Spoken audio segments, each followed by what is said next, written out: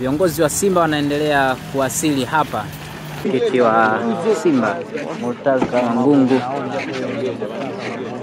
hapo mnakusogea katika uwanja wa Benjamin Mkapa.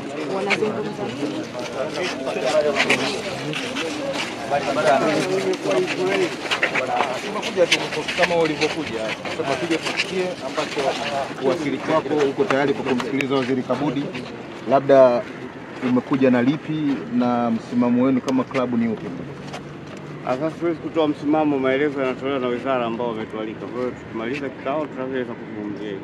Okay, lakini mmekipokeaje kwanza kikao hiki kwenu? Wito umepokea? Ni utamaduni wa kawaida, mbona tunakutana mara nyingi na wizara. Sijui kwa nini imetrigger watu wamekuwa na attention kubwa. Uioni kwamba pressure yake ni kwa sababu ya ule mchezo ambao uliahirishwa? Kwa sababu kikao hakuzungumzia agenda ni ipi. Ni vigumu kuweza kujua kwamba pressure ni ya kitu gani. Sawa, basi tukuache uende bwana. Asante. Kila la heri.